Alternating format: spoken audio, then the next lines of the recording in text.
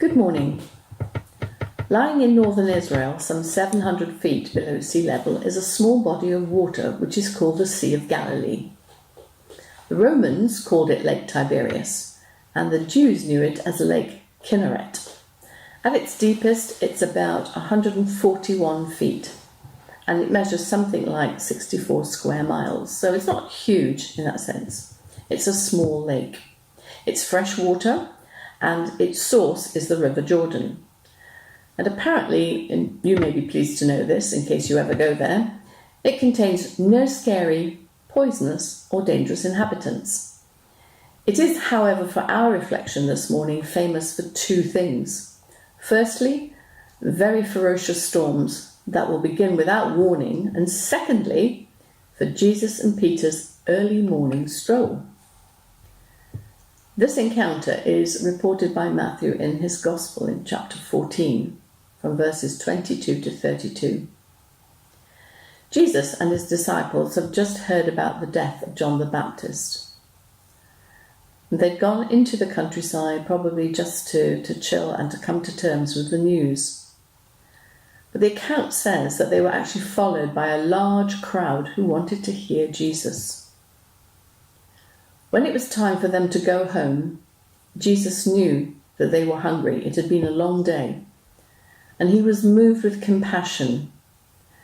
And so, with the help of his disciples, he fed over 5,000 people with fish and bread from 5 loaves and 2 fishes given by a little boy.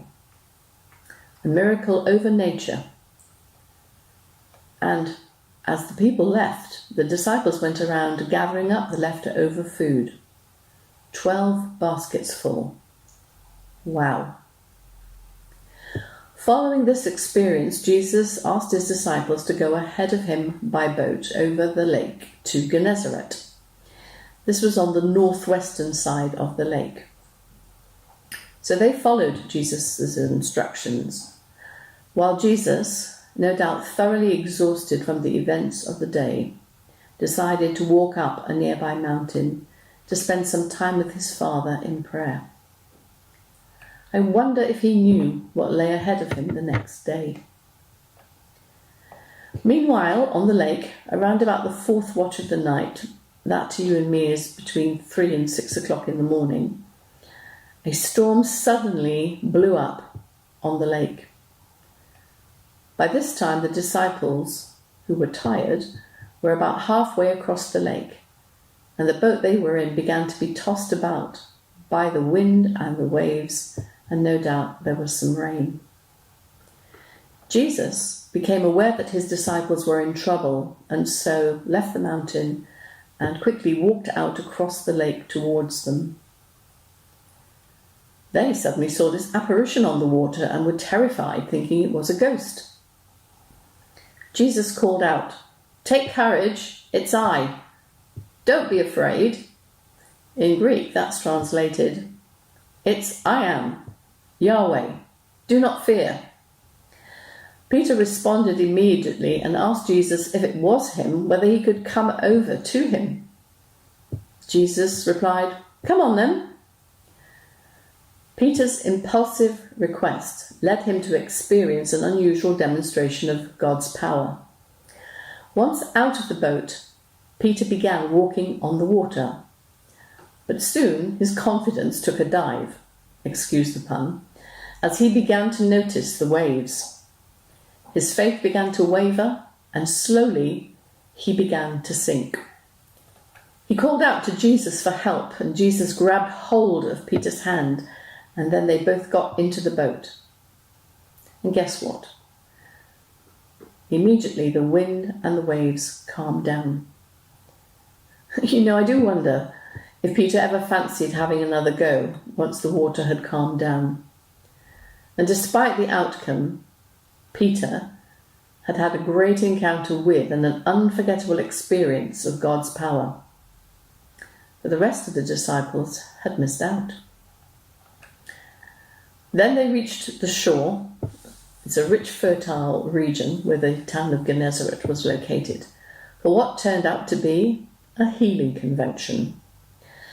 Matthew records that they came to Jesus bringing their sick, and that all who touched Jesus were healed. No one was left out. I just wonder if you can see some parallels between this story and the situation that we find ourselves in currently. I don't know about you, but this pandemic has felt to me like being in a storm, being tossed about, not knowing what's going on. For all of us, there's been isolation from the support and love of family and friends. For me, that's been quite difficult as my mum is not very well and is dying very slowly, and I have not until recently been able to see her. The challenges of working from home, learning Zoom, Google Meet or Microsoft Teams, and along for many of you, the schooling of your children. There's been shopping at certain times accompanied by queuing and social distancing, wearing masks or not wearing masks. There were shortages of supplies like loo rolls and flour, and the unavailability of services. No hairdressers, no dentists, to name a few. So we grew our hair and had to cope with painful teeth.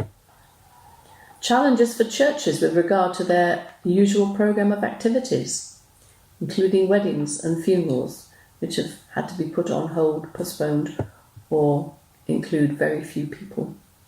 There have been challenges for our NHS and our social care systems. Everything that was part of normal everyday life changed in an instant. We may have felt tossed about in the storm of fear and anxiety, frustration, ignorance, lack of clear information, a real sense of being out of control, not knowing what's going on. And even now the future seems foggy. We do not know what lies ahead. Will there be a second surge of the virus in the winter? What impact will that mean? What will the new normal be like when it eventually arrives? And what changes might become more permanent than we would like? God has shaken us all and disturbed our comfortable lives. When the disciples set out to go to Gennesaret, everything must have seemed relatively calm. They'd had a bit of a normal day, an exciting day following Jesus, seeing an amazing miracle. But then all that changed suddenly and without warning while they were on the lake.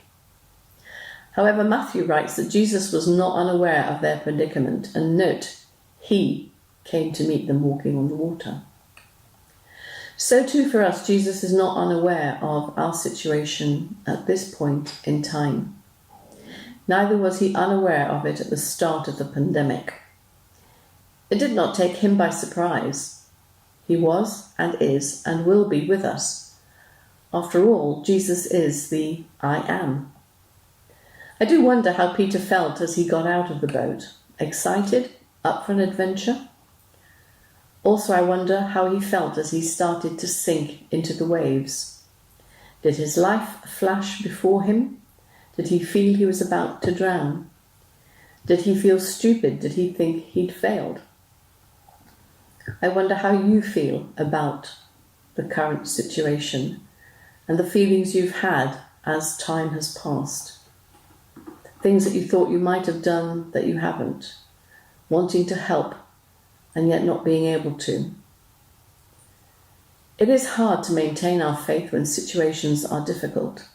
We need to recognize that we are to keep our eyes on Jesus and realize his power to hold on to us in our inadequacy. It is important that we recognize that faltering faith does not equal failure. Peter may have felt that he'd failed, but out of all the disciples, he was the only one who could say that he'd walked on water. During my life at this time, one of the psalms that has meant a lot to me is Psalm 91, and I've been looking at it again during lockdown. In verse 7 it says, 1,000 shall fall at your side and 10,000 at your right hand, but it will not come near you. I could never have imagined being in a situation where thousands of people were dying daily. but then came the pandemic.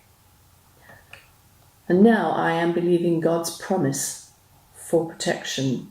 It will not come near you. In verses 14 to 16, the Message version reads, God says, if you hold on to me for dear life, I'll get you out of any trouble. I will take you to a secure place and give you the best of care if you only get to know and trust me. These are great promises for me to hold on to at this time, and you. This for me is stepping out of the water, trusting God to hold me when I feel I'm sinking and I want to give up. Because of this word which God gave me many years ago, I trust and hold on to him for dear life, knowing he understands all that I'm going through at the moment and will get me through.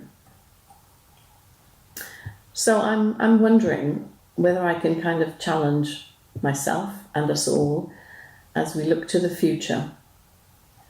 If God is disturbing our comfort zones, are we like Peter, willing to step out into something that we know we can't do without God's help?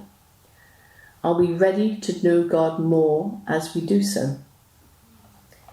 In his book, Living the God Life, which was published in 2004, interestingly, John Ortberg, an American pastor, writes, I believe that God's general method for growing a deep, adventurous faith is by asking us to get out of our comfort zone.